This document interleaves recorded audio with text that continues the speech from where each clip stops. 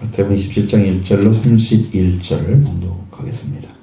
새벽에 모든 대제사장과 백성 장로들이 예수를 죽이려고 함께 의논하고 결박하고 끌고 가서 총독 빌라도에게 넘겨주니라.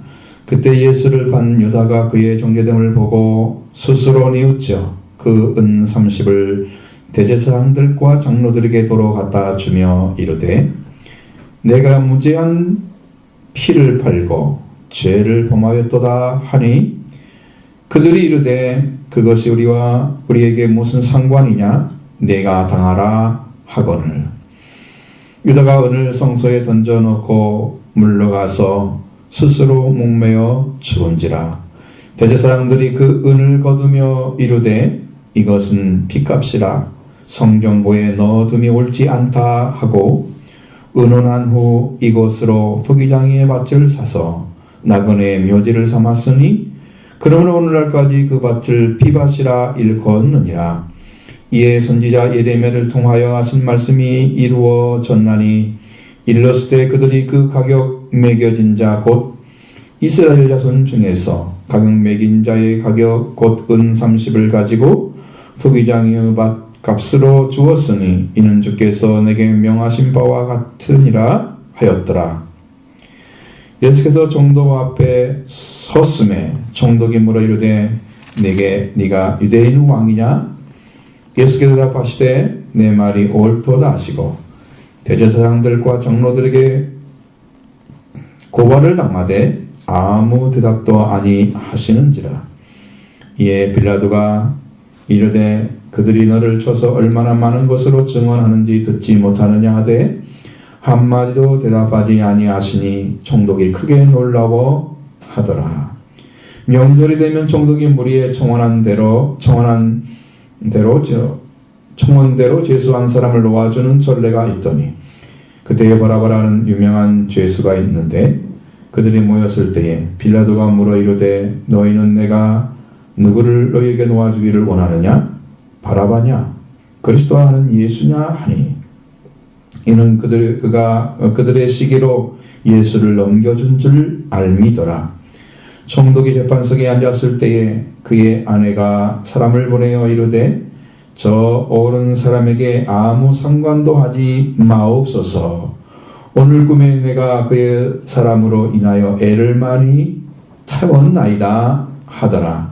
대제사장들과 장로들이 무리를 권하여 바라바를 달라 하게 하고 예수를 죽이자 하게 하였더니 총독이 대답하여 이르되 둘 중에 누구를 놓아주기를 원하느냐? 이르되 바라바로소이다. 빌라도가 이르되 그러면 그리스도라 하는 예수를 내가 어떻게 하랴? 그들이 다 이르되 십자가에 못 박혀야 하겠나이다. 빌라도가 이르되 어찌 미냐? 무슨 악한 일을 하였느냐? 그들이 더욱 소리질러 이르되 십자가에 못 박혀야 하겠나이다 하는지라. 빌라도가 아무 성과도 없이 도리어 밀란이 나르는 것을 보고 물을 가져다가 무리 앞에서 손을 씻으며 이르되 이 사람의 피에 대하여 나는 무죄하니 너희가 당하라. 백성이 다 대답하여 이르되 그 피를 우리와 우리 자손에게 돌릴지어다 하거늘. 이에 바라바는 그들에게 놓아주고 예수는 채찍질하고 십자가에 못 박히게 넘겨주니라. 이에 총독의 군병들이 예수를 데리고 관정 안으로 들어가서 온 군대를 그에게로 모고 그의 옷을 벗기고 홍포를 입히며 과시간을 엮어 그 머리에 씌우고 갈대를 그 오른손에 들리고 그 앞에서 무릎을 꿇고 희롱하여 이르되 유대인의 왕이여 평안할지어다 하며 그의 침 뱉고 갈대를 빼앗아 그의 머리를 치더라. 희롱을 다 한 후 홍포를 벗기고 도로 그의 옷을 입혀 십자가의 못 박으러 끌고 나가니라. 아멘.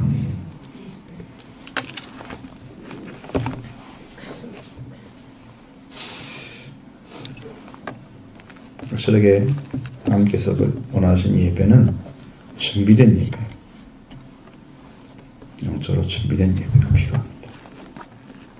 우리가 은혜를 구하는 심령도 필요하고 또 은혜를 구하는 심령으로서 준비돼서 여기서 은혜 가운데 있으면서 성령의 역사를 구하는 그런 예배가 필요해요. 하나님이 받으시지 않으면 예배 자체가 무의미해요. 그 자체가 아무것도 아니에요. 순서만 거쳐가는 거예요. 성령의 역사하는 예배가 되려면 준비를 잘 하셔야 됩니다. 충실하게 준비하셔야 됩니다. 은혜 못 받았다, 그리고 신앙생활이 잘 안 된다, 그것만 생각하지 마시고 하나님이 역사하실 수 있는 예배를 여러분이 만들어 주셔야 됩니다. 한 사람 한 사람이 모여서 되는 거예요. 예배만 딸락 참석하고 끝나가지고 무슨 구원을 받게 됐어요. 평상시 은혜 삼하지 않은 사람들이 예배 들으면서 예배 은혜 받는 거 극히 드물어요. 아주 드문 상황이에요. 아주 심각한 문제입니다. 저는 그 예배 지금 굉장히 위기라고 생각하고 있습니다. 이렇게 드려서는 안 된다.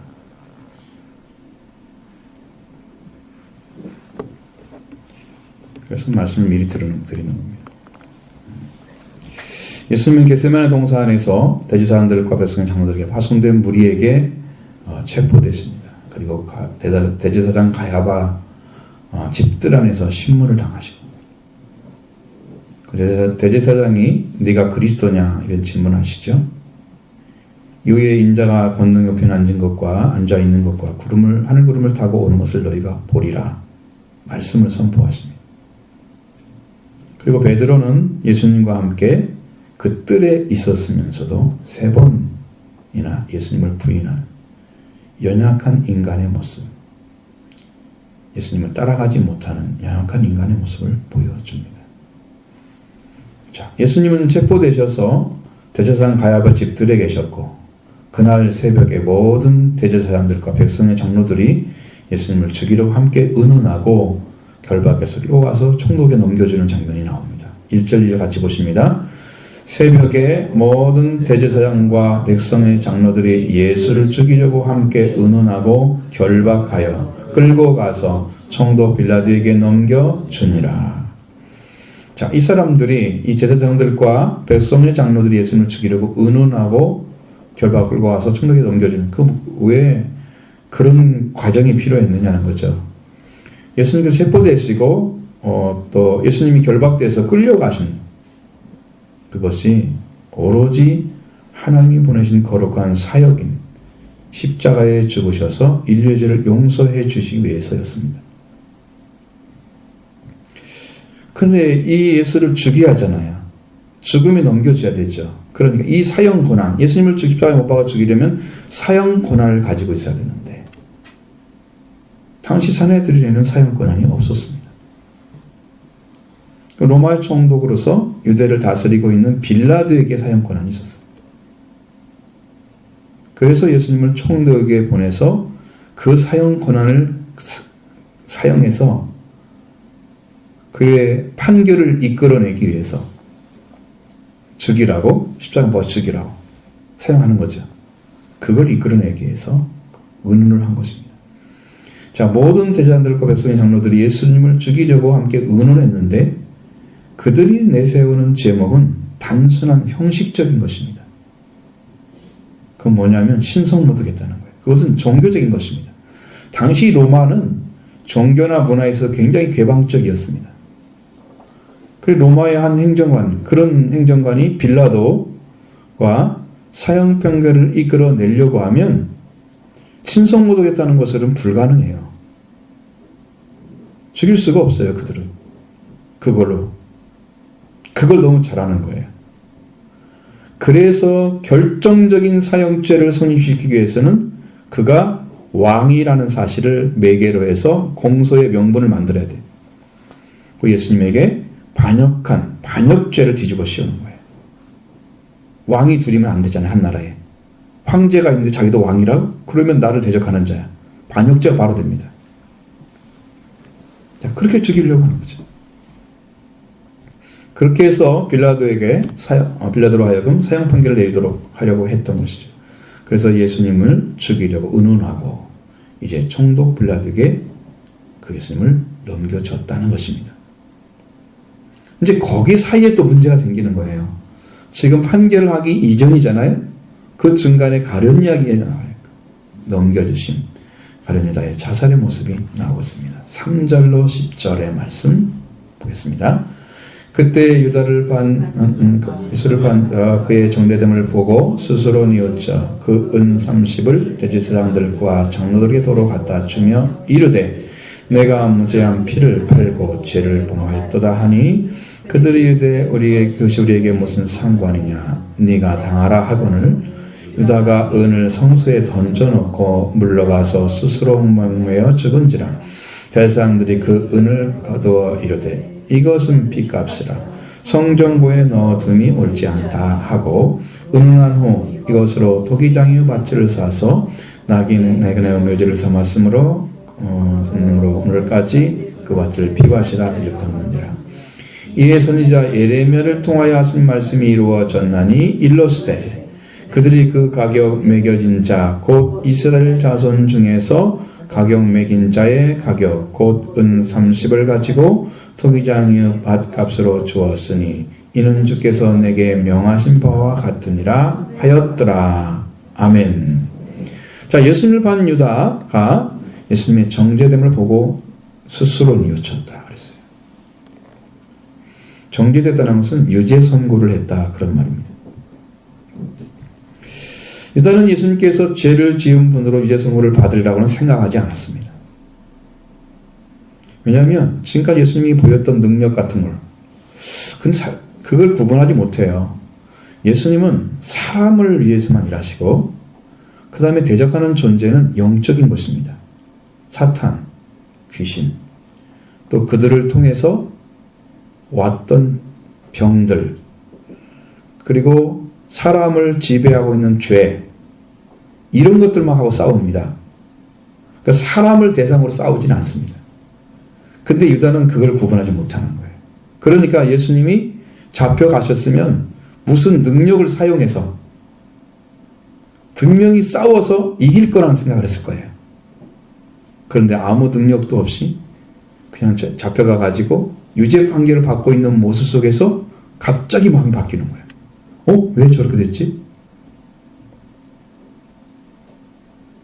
자, 가룟 유다는 예수님이 가진 능력을 가지고 체포하는 과정에서 분명히 어떤 일을 처리해서 이스라엘을 일으켜 세울 거라는 생각을 했을지 모릅니다. 그의 기도하는 반대로 예수님은 체포되어 끌려가고 있습니다. 그는 총독 빌라도에게 보내진 걸 보고 스스로 뉘우쳤다. 자, 스스로 뉘우쳤다. 뉘우쳤다는 것과 회개하다라는 말은 전혀 다른 말입니다. 스스로 뉘우쳤다는 말은 메타멜로마이라고 그랬어요. 이게 뭐냐면 마음을 바꾸다, 후회하다는 말입니다. 여기는 수동 디포넌트를 씁니다. 이게 왜 중요하냐? 그래서 멜로데이시스라는 말로 바뀌는데 이 수동 디포넌트는 타의에 의한 능동적인 행동입니다. 자, 어떤 것이 나한테 오니까 내가 행동이 바뀌어지는 거예요. 예수님이 유죄 판결을 안 당했으면 가룟 유다는 그대로 갔을 것입니다. 그런데 그 예수님이 정죄를 받고 있는 모습을 보면서 마음을 바꾼 거예요. 이것이 뉘우치는 거예요.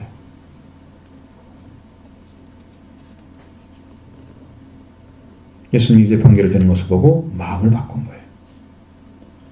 그 전에 예수님을 사랑하거나 예수님의 말씀을 받아들이거나 이런 것이 아니라는 거죠. 없었다는 것입니다. 마음을 바꾸는 일은 더더욱 상상도 못하는 일이었습니다. 그러니까 수동 디포넌트로 바꾸는 것은 여러분 이런 거예요. 저렇게 하니까 저렇게 되네. 나도 마음 먹고 살아야지. 이게 뉘우치는 거예요. 다른 사람, 자기 의도가 아니에요. 다른 사람에 의해서 오는 것들이에요. 그걸 보면서 바꾸는 거예요. 여러분 세상에 어떤 사람 살아가면서 보니까 이건 안 되겠네, 나도 바꾸자. 이건 뉘우치는 거예요. 회개가 아니에요. 그래도 하나님 잘 믿으러 오면 되잖아요. 그게 믿어지나요? 왜 안 믿어질까요? 자, 회개하다는 말은 메타노에오라고 씁니다. 마음을 바꿔 회개하다, 회심하다. 마음을 바꾸다는 말은 똑같은 말이죠. 그런데 무엇에 의한 마음을 바꾸는 거냐? 회개는 말씀을 듣고 전적으로 마음이 돌이켜지는 것을 말하는 거예요. 말씀에 의해서 돌이키기 때문에 그건 하나님께로 직접 가게 되지만 어떤 상황에 의해서 마음을 돌이키는 것은 그것은 그 상황이 끝나면 그 마음도 또 돌아갑니다. 이스라엘 백성들이 회개를 했어서 따라왔을까요? 뉘우쳐서 따라왔을까요? 저렇게 하면 망하는구나. 이스라엘 백성들이 이집트 백성을 보면서 그들이 따라왔던 것은 회개가 아닌 거예요. 상황이 악해야 되잖아요. 이스라엘 민족을 하나님이 보호하시고 거기는 막 우박도 떨어지고 난리가 났어. 그걸 보면서 상황이 아니네? 이건 뉘우치는 거예요. 그러니까 다시 어디로 가고 싶어요? 나중에 다시 돌아오고 싶은 거예요. 이건 회개가 아니기 때문에 그런 거예요. 확실히 아셔야 돼요. 회개가 뉘우치면서. 여러분도 예수님 잘 믿어야지 그러고 금방 바뀌어가지고 또 세상으로 나가잖아요. 뉘우친 거죠. 회개를 하라니까 뉘우치기만 해. 그러니까 이게 안 변하는 거예요. 응? 누가 그거 하라고 지금 말씀 가르쳐주나? 잘 생각하셔야 됩니다. 여러분의 신앙들을. 그는 그렇게 한 겁니다. 그래서 유다는 예수님이 정죄받지 않았으면 마음의 변화도 없었을 것입니다. 반응도 없었을 것입니다. 아무런. 예수님이 정죄를 받으니까 스스로 마음을 바꿨던 것입니다. 그리고 그 근 30을 가지고 대장들과 장로들에게 갖다 줍니다. 도로 갖다 주면서 내가 무죄한 피를 팔고 죄를 범했다. 누구한테 죄를 고백합니까? 대제사장들과 장로들에게 고백합니다. 죄를 범했다. 누구한테 고백해야 됩니까? 주라고 부르는 예수 그리스도 앞에 고백해야 됩니다. 그런데 랍비라고 불렀던 그는 주이신 예수님을 발견하지 못했습니다. 사람에게 가서 구하는 거예요. 죄를 고백하는 거예요. 그러니까 그들이 예수를 죽이려고 마음먹은 사람들이 그게 우리가 무슨 상관이 있어? 네가 당하라. 그러니까 그것이 너무 큰데 그것이 너무 범죄가 너무 큰데 그대로 가면 안 될 것 같은데 돌이킬 수 있는 방법이 없으니까 그걸 누구한테 가져가냐 그러면 그 데미지를 자기한테 가져가는 거예요. 그래서 자학을 하게 되는 것입니다. 자학의 최고 강도가 큰 강도가 자살인 거예요.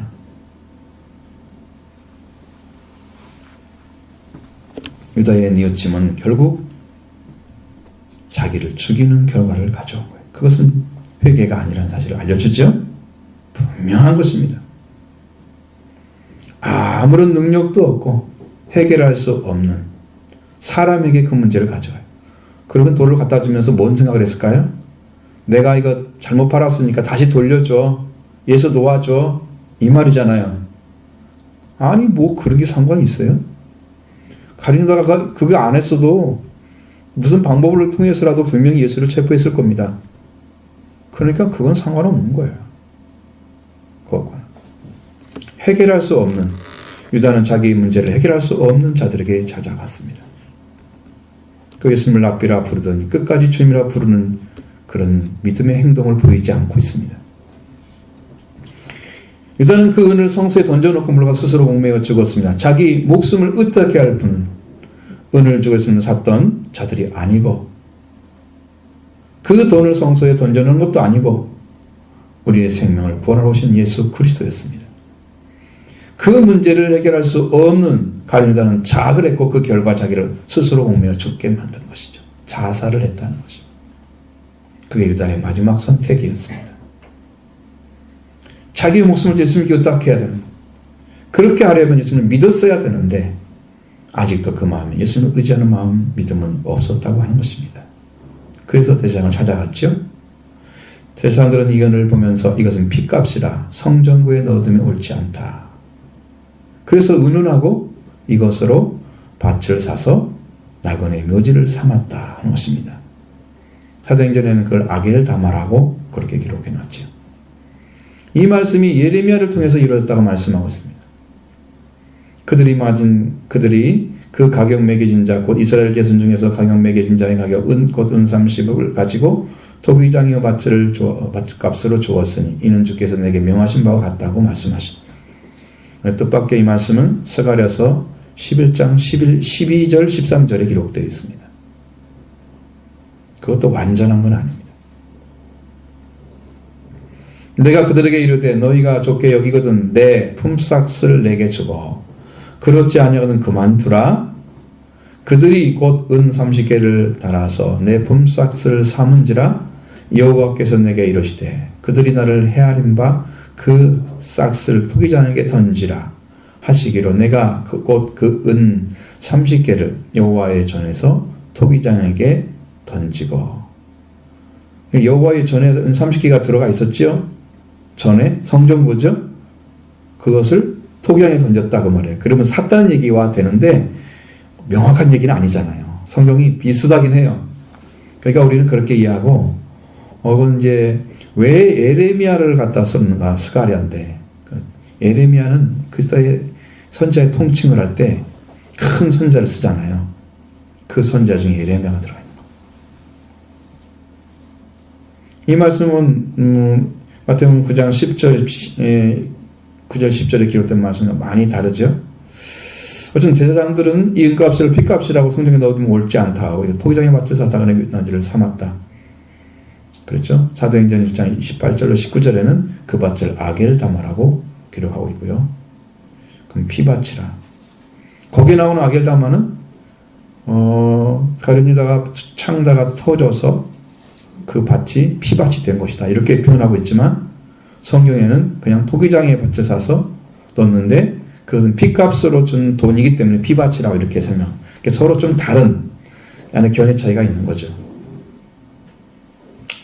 9절에 보면 그들에게 매긴 자의 가격은 은 30이라고 그랬습니다.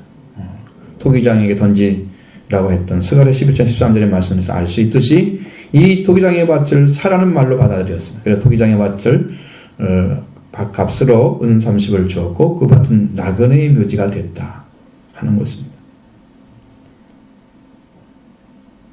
그래서 이제 그 말씀이 있죠. 그 다음에 두 번째는 십자가에 못 박히도록 넘겨주는 일을 지금 하고 있습니다. 11절부터 26절의 말씀 같이 보겠습니다.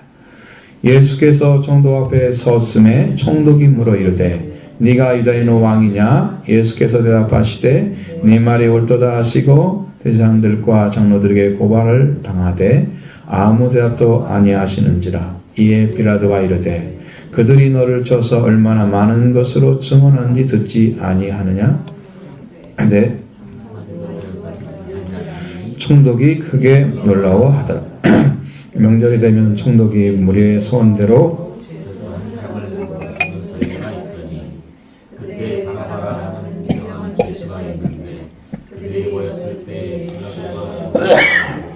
너희는 내가 누구를 너희에게 도와주기를 원하느냐?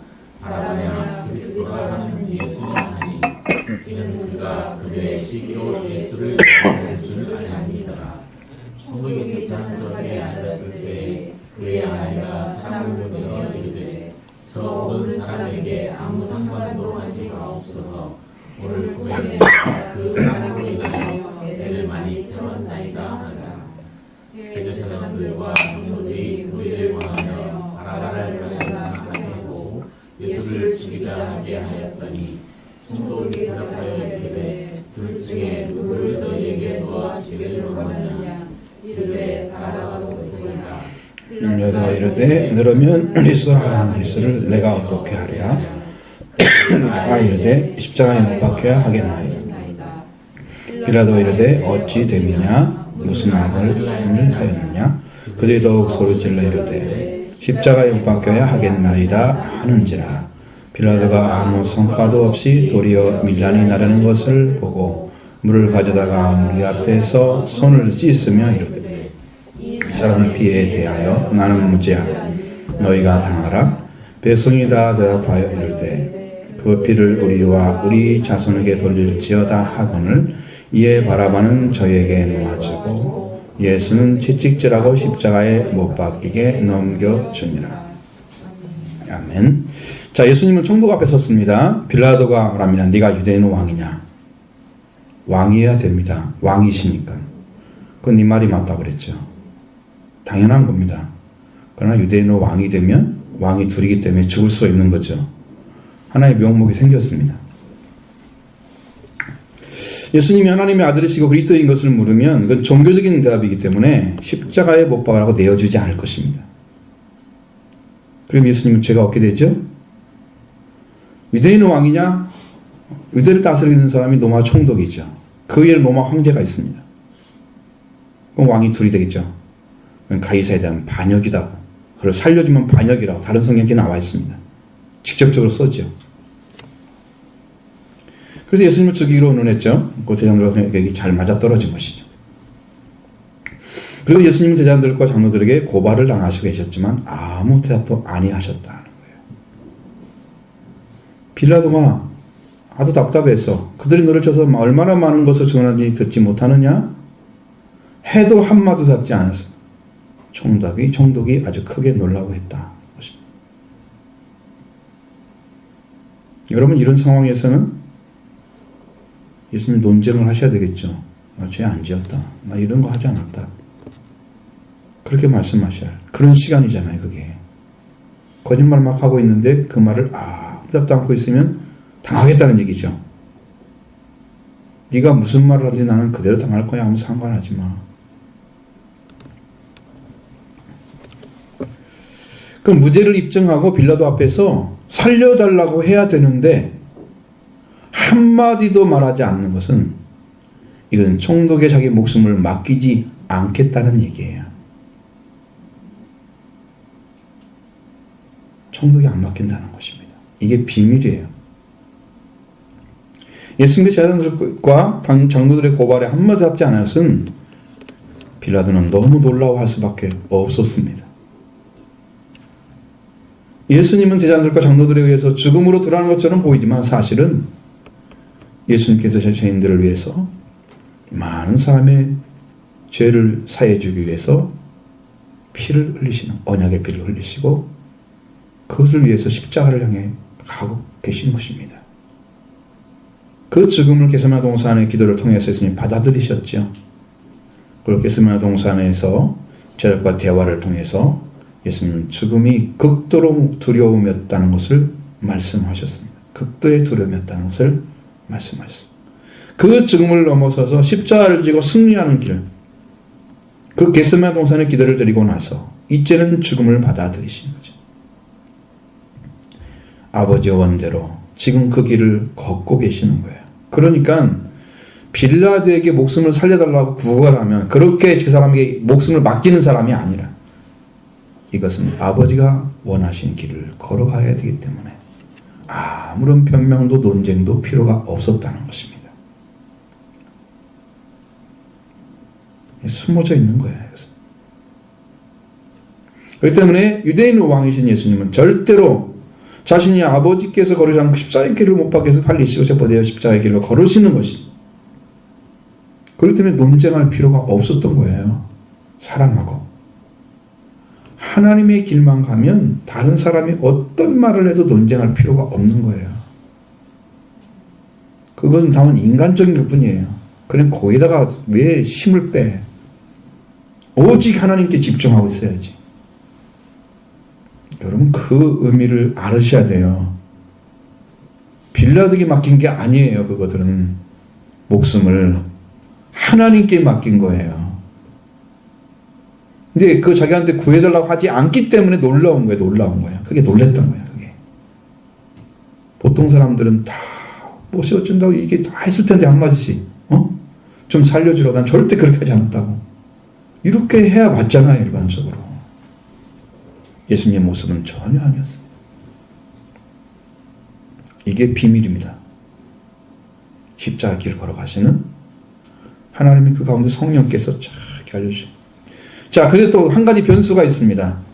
명절이 되면 총독이 무리가 정원대로 제수한 사람을 놓아주는 전례가 있었다는 거예요. 이게 그것에 아주 유명한 제수한 사람이 있습니다. 제수. 바라바라는 사람이었습니다. 그 사람은 강도, 폭동, 살인 혐의가 있어서 감옥에 수감된 사람입니다. 당연히 유명한 제수와 예수님이 함께 있다면 예수님을 도와주라고 구해야 하는 것이 마땅했던 것이죠. 누가 봐도 그 어떤 사람도 거기를 이의 제기할 사람이 없었을 것입니다. 그런데 제자들과 장로들이 모였을 때 빌라도가 묻지요. 너희는 내가 누구를 놓아주기로 원하냐? 바라바냐? 그리스도라 하는 예수냐? 이런 총독. 그렇게 묻는 것은 총독이 이걸 좀 바꿔서 어떻게 해보자는 생각을 하는 거지. 그들이 시기로 예수님을 총독에 넘겨준 걸 알았기 때문에 이렇게 한 질문이었습니다. 총독이 원하는 사람이 아니라 무리가 원하는 제수 사람을 놓아줘야 되기 때문에 총독은 물을 수밖에 없는 거예요. 그거 모인 사람들은 어떤 사람을 지목해 놓아달라고 하느냐, 무리들을 주동하는 자가 있기 때문에 그들에 의해서 하기 때문에 살적으로 보면 무리들이 원하는 것은 대제사장이나 장로들이 의해서 좌우되는 거예요. 이렇게 물은 총독이 재판석에 앉았을 때에 그의 총독 아내가 와서 저 오른 사람에 대해서 아무 상관도 하지 마십시오. 내가 오늘 밤에 내가 그 사람에 대해서 애를 많이 태웠습니다. 하고 말을 전해줍니다. 아내는 총독이 위험에 닥칠까봐 그리고 미리 알려준 것 같아요. 그 아내를 통해서 보여줬을 거예요. 예수님이 이렇게 죽임당하는 것은 당신에게 어마어마한 타격이 올 것이다. 그런 얘기를 해줬을 겁니다. 자, 그래서 아무 상관도 하지 마라. 그 사람 죽음에 대해서. 저는 사람 옳은 사람이다. 의로운 자다. 당신이 사람을 죽일 수 있는 권한을 가지고 있을지라도 그것을 절대로 사용하지 말아라. 상관하지 말라는 말은 사용 권한을 쓰지 말라는 얘기였어. 이 예수님 때문에 아내는 숨속에서 마음과 몸이 많이 어려움을 겪었다. 거기서 막 아주 굉장히 힘들었던 것 같아. 잠자면서. 그걸 고백을 했던 것이죠. 제사장들과 장로들이 무리를 보내서 바라바를 놓아달라고 하고 그리고 예수를 죽이자 하게 했어. 여기 무리를 보냈단 말은 설득했단 말입니다. 원어의 의미는 설득하다 그러고 있습니다. 무리를 어떻게 말을 해가지고 이 사람 저 사람 말하면서 이건 예수를 죽이고 바라바를 놓아줘야 돼 이렇게 그 얘기를 계속 한 거죠. 돌아다니면서 상당한 수가 있었으니까 딱 하죠. 그렇게 해가지고 제압을 한 거예요. 무리들을. 한 사람이 누구를 먹어줄까 하면은 그냥 한 사람이 그리스도를 그렇게 얘기하면 그리스도를 얘기할 건데 바라바를 그러면 또 바라바를 할 건데 그 중에 많은 사람 중에서 바라바를 이렇게 얘기하면 사람들이 다 따라하겠죠. 군중들이. 그래가지고 선동을 해서 계속 하면은 그리스도를 죽이게 만드는 거예요.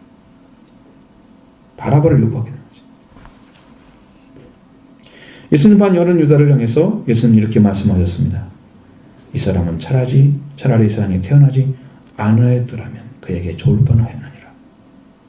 그러면 예수님은 기록된 대로 가기 위해서 순종하신 능력을 예수만 농사는 기도를 통해서 얻으시죠. 그대로 가십니다. 그러면 예수님을 죽인 핏값은 누가 받겠습니까? 판 사람도 그렇게 큰 죄가 있다는데 죽이면 어떤 죄가 있겠습니까?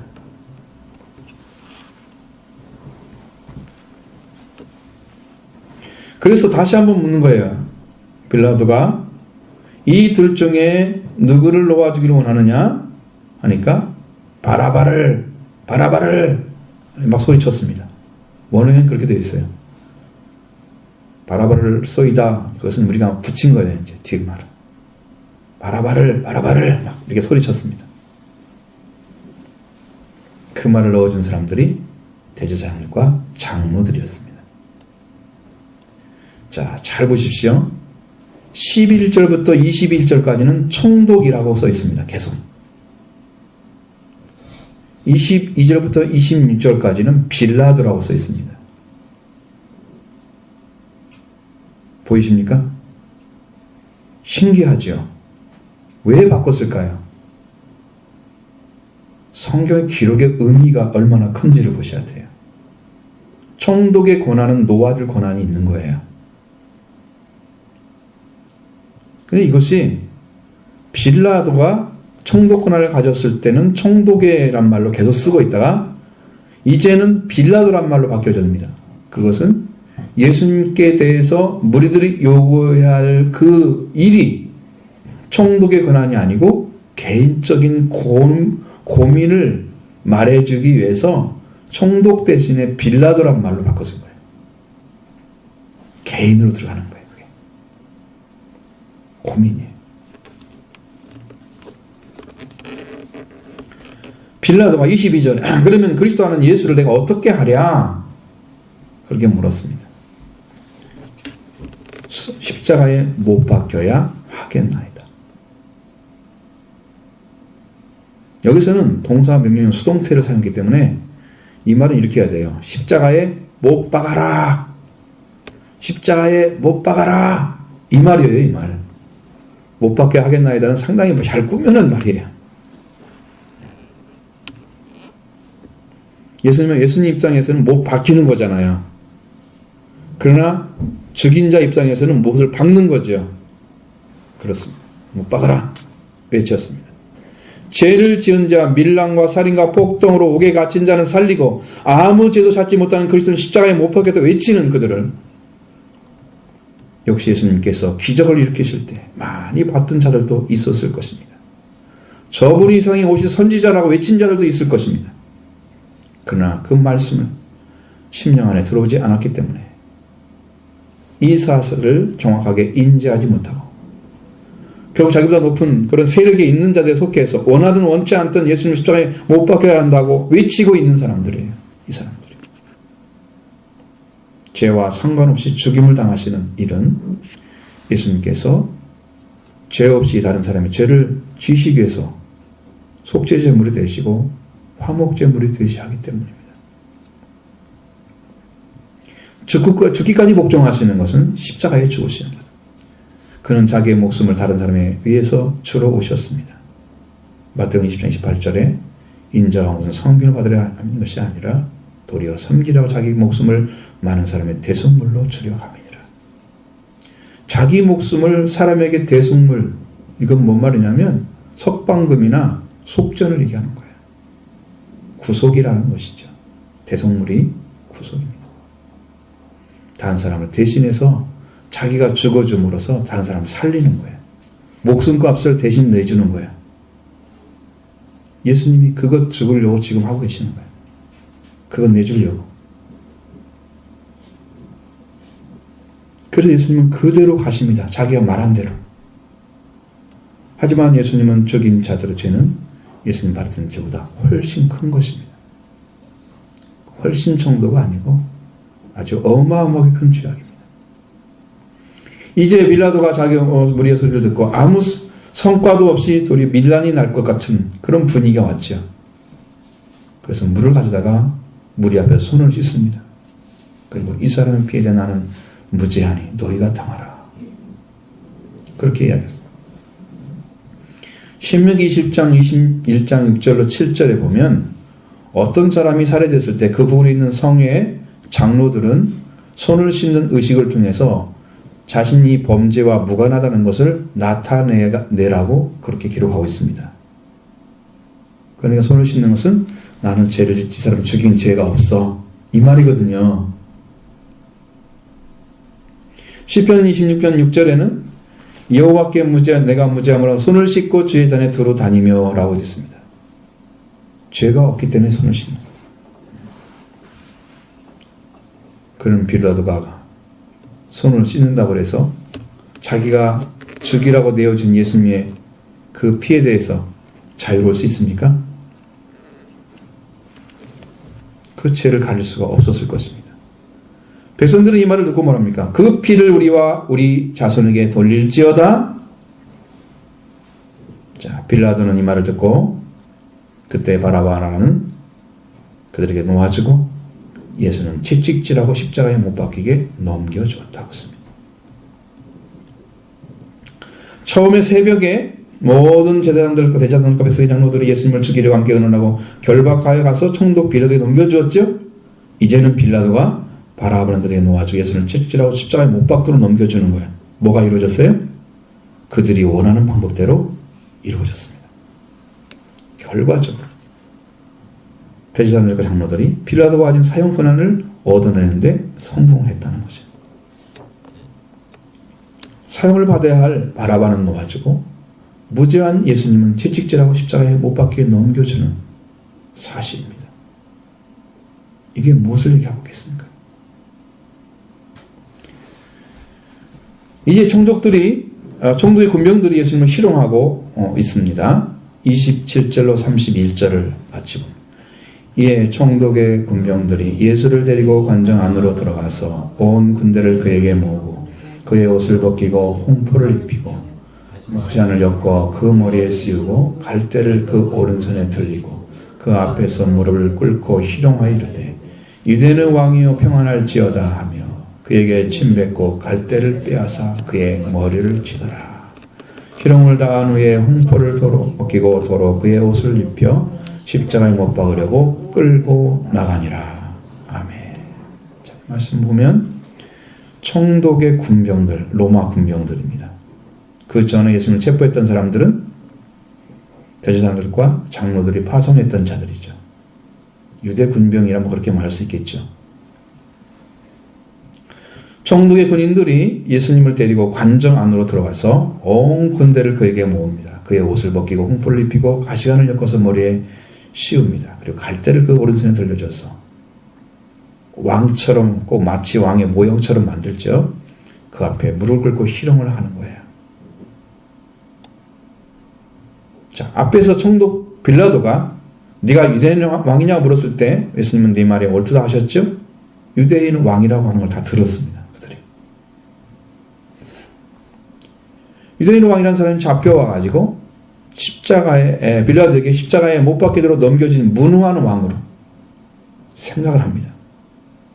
그러면서 모멸적인 조롱을 하고 있는 거예요. 그곳에 모인 군대는 300명부터 600명 사이에 들어가는 정도입니다. 스페이라라는 단어를 쓰는데요. 레기온이라는 단어를 쓸 때는 마태복음 26장 53절에 군단입니다. 그 군단의 10분의 1 정도의 군인입니다. 스페이라는 말이에요. 원래 보병은 군단 500만 6,000명이잖아요. 자, 우리나라의 군대는 중대는 60명부터 255명까지, 대대는 300명부터 1000명까지, 그리고 연대는 1000명부터 3000명까지 들어있는 것을 그렇게 일컫습니다. 여기는 대대에 속한 사람들이 정도 되는 거죠. 이렇게 세워놓고 로마의 군인들이 예수님을 희롱하고 있습니다. 자, 예수님에게 홍포를 입혔습니다. 홍포는 아마도 로마의 군인들이나 아니면 시행 행정관들이 입던 짧은 망토 같은 것이었을 것입니다. 자기들이 있는 것 줘야지 뭐 어디 갖다 빌려다 주겠어요? 그럴 리가 없잖아요. 근데 요한복음에는 유일하게 자색 옷이라고 써 있습니다. 이 자색 옷으로 된 것은 황제만이 입을 수 있는 옷이었어요. 당시에는 색깔이. 그 망토도 아무나 들을 수 있는 게 아니에요. 황제들 들고 있는 거 보시죠. 네로 황제 같은 거 보면 영화에서 망토 들는 거 보시죠. 자색 딱 들고 있잖아요. 그걸 입어야 됩니다. 아무나 그거 쓸 수가 없습니다. 쓰면 안 되죠. 자색을 입혔다면 예수님을 봐라, 여기 황제를 흉내내는 거짓 임금으로 표현하게 한 것이죠. 홍포라면 아주 형편없는 임금이라고 그들이 놀리고 있는 것이죠. 뿐만 아니라 가시관을 엮어서 머리에 씌웠습니다. 당시 사용했던 동전에 보면 티베리우스 가이사, 황제죠. 티베리우스 황제가 면류관을 쓰고 있는데 쓰고 있는 게 새겨져 있는데 거기에 면류관에 빛나는 못들이 달려 있습니다. 로마 군인들은 아마도 이 생각을 했을 것입니다. 주변에 자라는 가시로 그 빛나는 못을 흉내내기 위해서 예수님의 머리에 가시로 엮은 멸관을 씌워준 거죠. 가시나무는 야자나무 아니면 아칸더스 나무 또는 아랍의 나바나 나무나 아니면 나부카락 나무 혹은 선인장 종류 같은 것이었을 건데, 아니면 아카시아 종류까지. 학자들은 다 얘기합니다만 뭐 정확한 답이 없으니까 여기서 종류만 써 있으면 되는데 그게 안 써 있어요. 아무튼 간에 팔레스티나에서 쉽게 자라는 종류의 나무였을 것입니다. 이 왕관은 고난의 왕관이었습니다. 가시에서 찢어진 예수님의 머리에서 검붉은 핏방울이 쉴 새 없이 흘러내리고 있었습니다. 그리고 갈대를 그의 오른손에 들려 주었습니다. 동견에 새겨진 황제의 오른손에는 통치권을 상징하는 황제의 홀이 지어져 있었습니다. 홀은 왕의 권위를 황제의 권위를 상징하는 오른손에 지어진 단장입니다.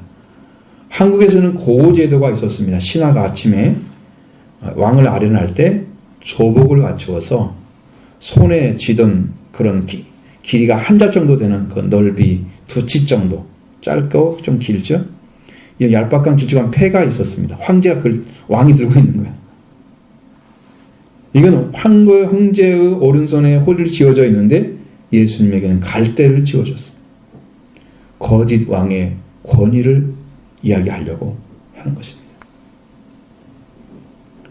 그리고 그들은 그 앞에 무릎을 꿇고 희롱을 합니다. 유대인의 왕이여 평안할지어다. 여러분 평안하겠습니까? 피가 흘러내리는 모습이 제가 볼 때는 최소한 2시간 이상이었을 것입니다. 머리에 꽂아가지고 피가 검붉은 피가 흘러내리는. 그리고 그 갈대를 뺏어가지고 머리를 칩니다. 치다가 어디로 치겠어요? 가시면류관을 때리겠죠. 가시면류관이 더 깊이 박히겠죠. 더 피가 쏟아졌을 것입니다. 얼굴, 몸으로 쏟아질 것입니다. 그 모습을 보여주고 있습니다. 침을 뱉죠. 모욕적인 행동입니다. 왕에 대해서. 여러분 이걸 다 참아야 돼요. 이렇게 희롱을 다 하고 후에서 홍포를 벗기고 도로 예수님의 옷을 입히고 십자가에 못 박으려고 끌고 가는 것입니다. 예수님께서는 모든 사람에게 버림을 당하셨습니다. 사람이 한 사람도 예수님을 불쌍히 여기거나 가엾게 보지 않았습니다. 아주 당연한 것을 보고 있는 거예요. 여러분 심령 속에는 예수님이 당하신 고난이 아주 당연하게 보입니까? 여러분은 어떻게 생각이 드십니까? 그가 받아야 할 마땅한 길을 걸으신 거지 우리와 똑같지 않으니까. 그 죄는 누구 건데요? 우리가 지은 거잖아요. 우리와 상관이 없는 분으로 생각합니다. 예수님이 끌려가는 이 모습에 대해서 성경은 이렇게 말씀하고 있습니다. 이사야 53장을 보면 거기에 다 기록되어 있습니다. 3절로 8절의 말씀 안에 여러분이 정말 깜짝 놀랄 말씀들이 우리가 읽었던 성경하고 좀 다르게 여러분이 번역 말씀을 드리려고 하나님께서 그걸 그렇게 원하시는데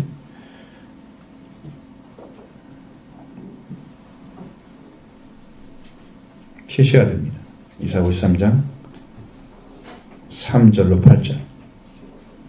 그는 멸시를 받아 사람에게 버림받았으며 강구를 많이 겪었으며 질고를 아는 자라 마치 사람이 그에게 얼굴을 가린 것 같이 멸시를 당하였고 우리도 그를 귀히 여기지 아니하였도다. 그는 실로 우리의 질거를 지고 우리의 슬픔을 당하였거늘 우리는 생각하기를 그는 징벌을 받아 하나님께 맞으며 고난을 당한다 하였노라. 그가 찔림은 우리의 허물 때문이요 그가 상함은 우리의 죄악 때문이라. 그가 징계를 받은 우리는 평화를 누리고 그가 채찍에 맞음으로 우리는 나음을 받았도다. 우리는 다 양을 같아서 그릇 행하여 각기 제 길로 갔거늘 여호와께서는 우리 모두의 죄악을 그에게 담당시키셨도다. 그는 곤욕을 당하여 괴로울 때에도 그의 입을 열지 아니하였으며 마치 도수장으로 끌려가는 어린 양과 털 깎는 자 앞에 잠잠한 양같이 그 입을 열지 아니하였도다.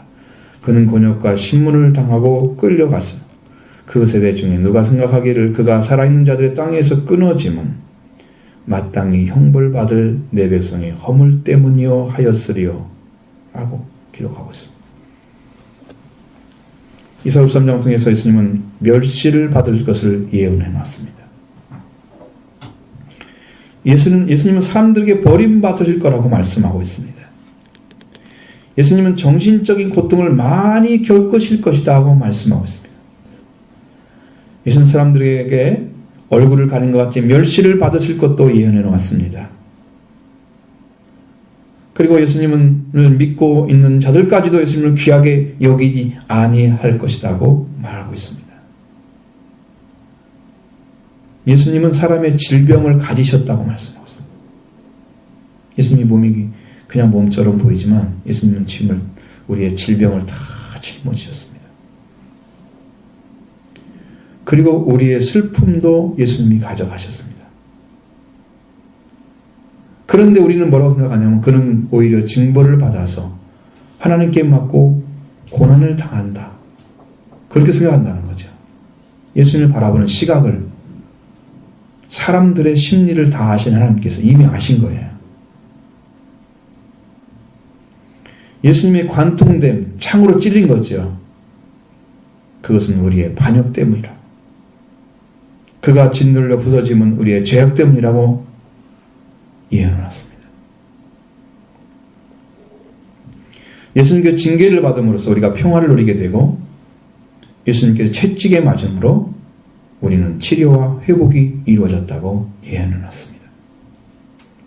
우리는 양떼같이 방황하며 자기의 생활 방식으로 인생길을 걸어갔지만 여호와 하나님께서는 우리의 모두의 죄악을 그에게 짐지었다고 예언해놨습니다. 우리 마음대로 살아가는 생활 방식이 죄악입니다. 말씀에 따르지 않기 때문이죠. 그런데 그 짐을 예수님한테 지웠습니다. 예수님은 고난의 종으로 고난을 받으시는 종으로 억압적으로 거칠게 취급을 당하시고 고난을 당해야 했지만 그는 입을 열지 않았습니다. 마치 양이 더할 정도로 끌려가면서도 털 깎는 자 앞에서 잠잠했던 양과 같이 그의 입을 열지 아니했다. 그렇게 말씀하고 있습니다. 예수님의 고난을 받으시는 종으로서 압박과 신문을 당하고 끌려갔는데 그새에 사는 사람 중에서는 땅에 사는 사람 중에는 어떤 사람이 생각하기를 그가 산 자들의 땅에서 끊어진 것은 마땅히 받아야 할 백성의 반역 때문이라고 생각하지 않았다. 그렇게 예언하고 있습니다. 예수님은 이렇게 고난의 길을 걸으시고 조롱당하시고 모욕당하시는 것은 다 세상의 하나님의 자녀들 때문에 당하시는 고난이었습니다. 이것은 이렇게 지금 당하시면서도 이루어가고 있는 모습을 우리에게 보여주고 있습니다. 우리가 받은 작은 고난, 억울함은 우리 주님의 증인 되기 위해서 당하시는 것으로 예수님의 고난의 한 부분을 채우는 것에 불과한 것입니다. 예수님의 이 마지막 고난 당하심은 마치 사람의 죄와 허물을 다 담당하시고 이렇게 담대하고 죄를 담당하기 위해서 모든 고통과 슬픔과 모욕과 희롱을 당하시고 걸으신 십자가의 길이셨습니다. 십자가를 지러가는 그 과정 속에서 있었던 사건들입니다.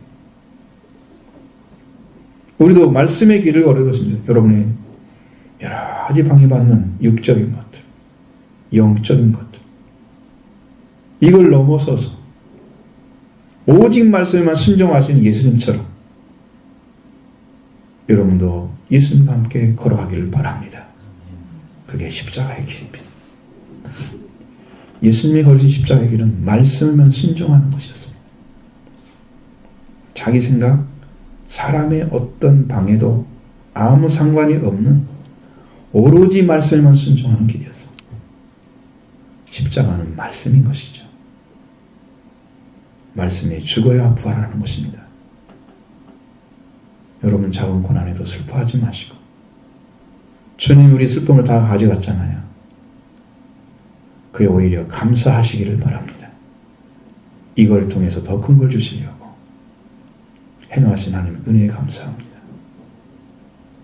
더디겨서 예수 그리스도를 더 영접 깊이 받아들이는 그 믿음의 자녀가 되기를 바랍니다.